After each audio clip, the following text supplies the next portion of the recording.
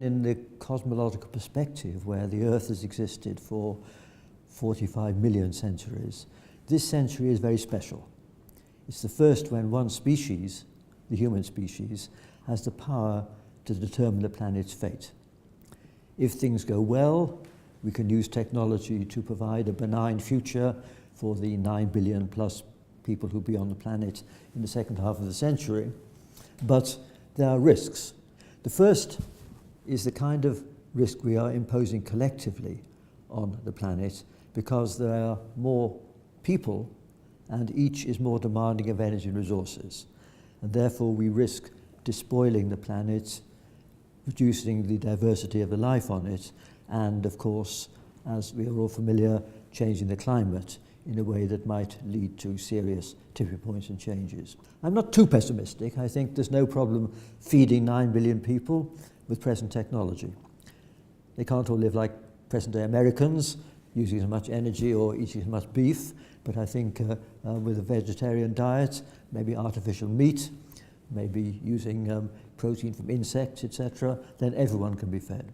The new technologies, bio, cyber and artificial intelligence, which are, of course, very powerful and can offer huge benefits, have serious downsides, because they allow a small group or even an individual, by error or by design, to have an effect that could cascade over a whole country, or even, given that we're in such an interconnected world, could cascade globally.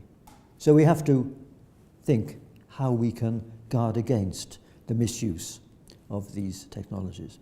Enforcing regulation globally in this context is not like enforcing the nuclear weapon treaties, because nuclear weapons require large special purpose facilities, whereas these techniques can be developed using an ordinary laboratory that a university or an industry has. So I think there'd be a growing tension between three things we want to preserve: liberty, security, and privacy. In the third chapter of my book, I talk about what's, in a sense, my favorite subject, which is space.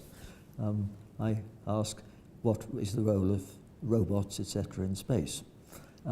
Robots are getting more intelligent, and I think this means that there's no practical case for sending people into space. The people they will send will be volunteers prepared to take higher risks than NASA or ESA could impose on a civilian astronaut. So they'll be able to cut the price. And I think that there will be a few people living on Mars by the end of the century. They'll be adventurers, the kind of people who climb Everest or go around the world in a balloon and things like that. They won't be ordinary people. And they'll be important cosmically. And that's because they'll be away from the regulators, and they'll be able to use all the techniques of genetics and cyborg techniques to adapt themselves to an environment where they're not well suited. So a new kind of evolution will start, not Darwinian evolution, but technological evolution, where humans will redesign their successors. And so I don't think we should ever imagine that Mars is a suitable place for large communities. I disagree here with Elon Musk and my late colleague Stephen Hawking. They thought that there could be mass emigration from the Earth to escape Earth's problems. That's a dangerous delusion. And as an astronomer, I'm aware that although we've had 45 million centuries of Earth's history, it's less than halfway through its life. The sun's got 6 billion years before it dies, and the universe may go on forever. So we are not even the halfway stage in the emergence of complexity and evolution. And so we can well imagine that future evolution, guided by intelligence, not natural selection, will be far more marvelous than what's happened up till now. And I think we're going to have to need to yield more sovereignty from nations to international bodies in order to deal with climate change, with energy and food production, and also, of course, in order to deal with the corporations which are already international, and they can't be dealt with by any particular national legislature. So I think we need to imagine that we give up more of our power to international bodies.